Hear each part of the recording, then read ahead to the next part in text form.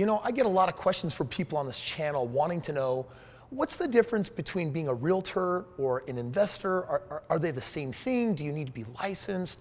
Is one better than the other? Does one make you more money than the other? These are all fantastic questions, and by the end of this video, there will be no confusion. In fact, I'm gonna settle the score, and I'm gonna share with you, in my opinion, what you should do, what you shouldn't do, what would be the most profitable, more importantly, what's gonna save you the most time. Let's break it all down. 'Cause we're gonna be legends. What we're doing here ain't just scary. It's about to be legendary.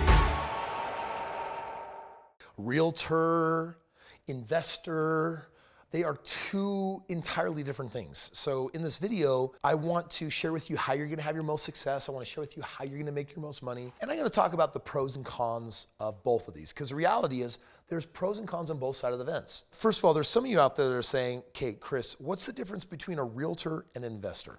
Let me actually show you. So the reality is that when you get in the game of real estate, you can get a license and make money with it. You can hold multiple licenses, like you could be an appraiser, or you could be a loan officer, or you could the one that writes the mortgage, lines up the financing with the bank, or you could be the realtor that helps find and sell homes. You can make money with any of them, but you can only use one at a time per deal. So let's talk about how this kind of works. Let's just say here on screen for a moment that you are going to be a realtor. In the world of real estate, this is about having a career in real estate. It has nothing to do with being an investor. It's a job. How do you make money? But I'll use the word career because some people are super successful at making a lot of money with it. When someone is selling a house, what is standard practice is they're gonna offer a 3% commission to the person that sells the home, because they're gonna bring a realtor on and say, hey, I wanna sell my house, get it on the market, show it, and help me sell it. But then they're also gonna have to offer 3% to the buyer. And that's the buyer's agent, the one that says, hey, we looked around and we found your house and I want credit for finding it. So basically, if you look at it, we've got you in the middle. This is you sitting next to your house, and you need a buyer to come along, and then there's also a seller. And both of these, the buyer and seller's agent, all stand to make each 3%. You're gonna pay a total of 6% if you're the one selling the house. Now this is standard. Some people try to do some things to get around the rules, but the bottom line is this is how most real estate is transacted. Well, what does this mean? If we're talking about a $500,000 house, what's 1%? It's $5,000. So what would 3% be? Well, if 1% is 5, then 3% is $5,000 times 3, which equals $15,000. Let's just say for a moment that you were the realtor and you knew somebody that wanted that house that someone was trying to sell, and you connected your buyer with that house. If it closes and they buy it, you're gonna get paid $15,000.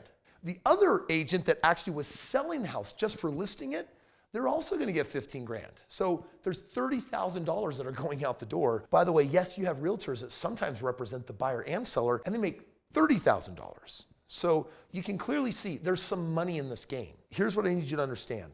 When you're a realtor, what's great about it is it's a high commission job, but it's also a competitive game. I think the average realtor will do like 1.8 deals or something like that, because the reality is most realtors got a license. You got to pay $1,000 generally, and you got to put in 100 hours of like training to get licensed, and then every year or whatever you've got to like update it a little bit depending on your area. But you know, it's like, well, if I ever sell my own houses, then I can be the realtor and save some money. Yes, you can.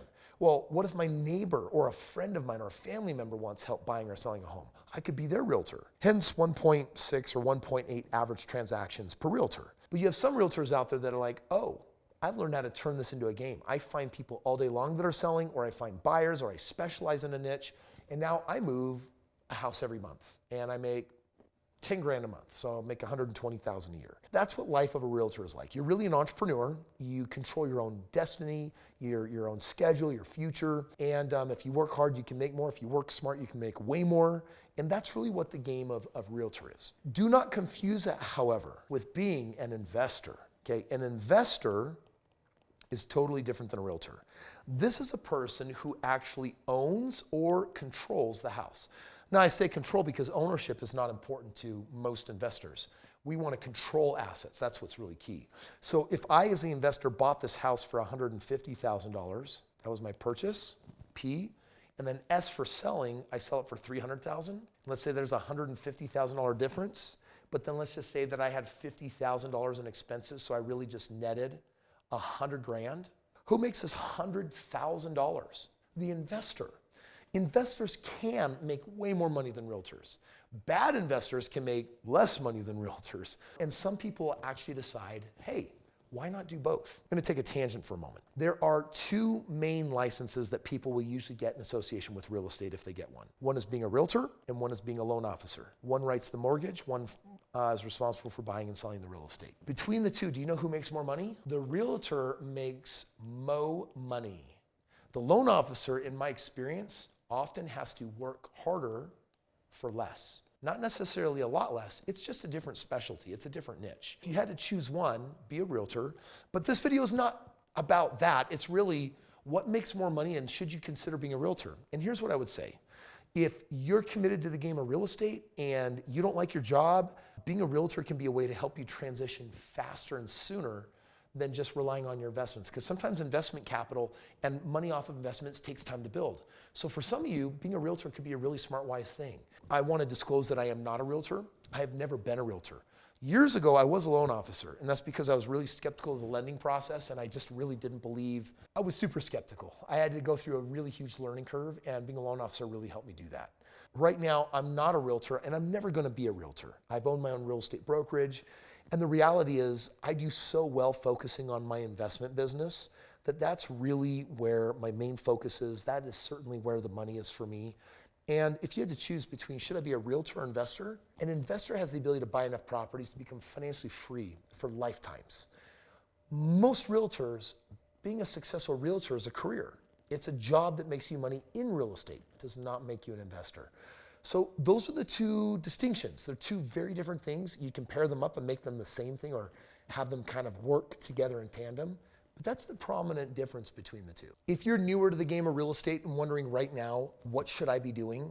You could either spend $1,000 pursuing a license and 100 hours, or you could get this book for free. You're gonna pay $7 for shipping and handling.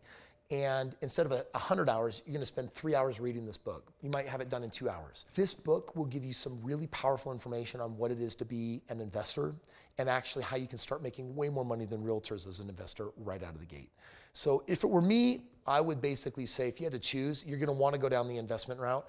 And to do that, you're gonna wanna get some knowledge and information. I've packaged it all here for you, so I hope it's something that you enjoy. Listen, I wanna thank you for watching this video today. I hope you understand I love realtors. Realtors are such an important part of my real estate team, but they are not investors. And so you need to understand that distinction. Make sure first and foremost, whatever you do puts you on a path to be a successful investor. If after becoming an investor, you really want to see if you can save a little bit of money here and there by being a realtor, go for it, my friend. Otherwise, we're gonna look forward to seeing you get this book and learn how to be a super successful investor. Appreciate you very much. And make sure that you like this video because it tells YouTube to share it, so smash that like button. But more importantly, I've got a video that's about to come up right here, and it shares how I, as an investor, became financially free by the age of 26. And I did it in 4.5 years. And so check this video out, and it'll show you exactly how I did it.